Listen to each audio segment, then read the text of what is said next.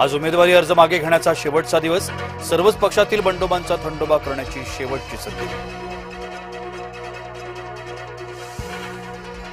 आजपासून मुंबईत प्रचाराचं बिगुल फुंकलं जाणार। महायुतीची 3 जानेवारीला पहिली सभा, 4 जानेवारीला ठाकरेंचा जाहीरनामा। शिवसेना भवनामध्ये आज ठाकरे गट मनसेची बैठक। बैठकीला उद्धव ठाकरे करणार मार्गदर्शन। अमित ठाकरे पहिल्यांदाच शिवसेना भवनात येणार।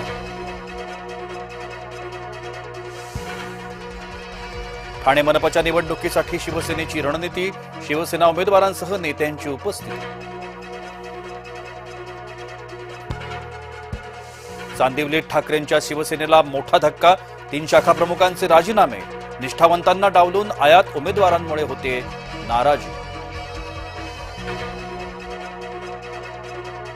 भाजपात उपऱ्यांचाच उदो उमेदवार आयातीत भाजपा अव्वल। बाहेरून आलेल्या तब्बल 337 जणांना उमेदवारी। नार्वेकरांविरोधातील आरोपांची निवडणूक आयोगाकडून गंभीर दखल। महापालिका आयुक्तांकडून अहवाल मागवला।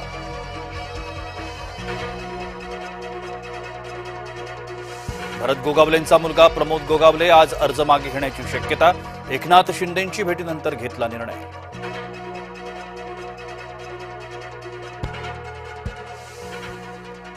दानवेंनी जेवढे उमेदवार उभे केले तेवढे निवडून आणावेत। आमच्यात वाद लावण्याचा प्रयत्न करू नये। भाजप आमदार संजय केणेकरांचा अंबादास दानवेंना टोला। प्रकाश सुर्वेंच्या मुलाला उमेदवारी नाकारली। नाराज आमदार प्रकाश सुर्वे नॉट रिचेबल।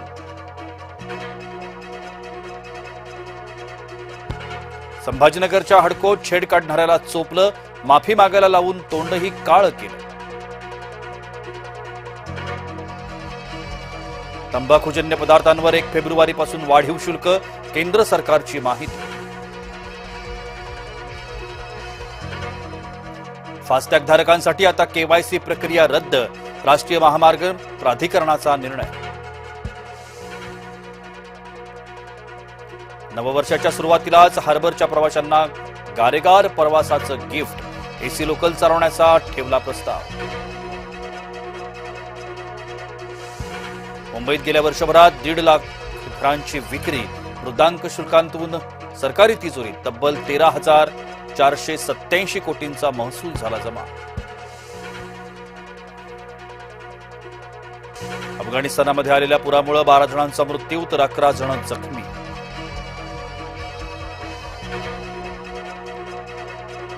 बलुचिस्तानच्या सेबीमध्ये झालेल्या भीषण स्फोटात एकाचा मृत्यू तर 5 जण जखमी। काल सायंकाळी झाला होता ग्रेनेड हल्ला।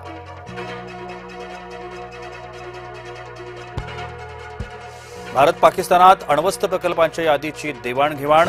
ऑपरेशन सिंदूर नंतर तणावाच्या पार्श्वभूमीतही दोन्ही देशांचा निर्णय। रशियातल्या नववर्ष सोहळ्यात ड्रोन हल्ल्यात किमान 24 जणांचा मृत्यू झाल्याची भीती।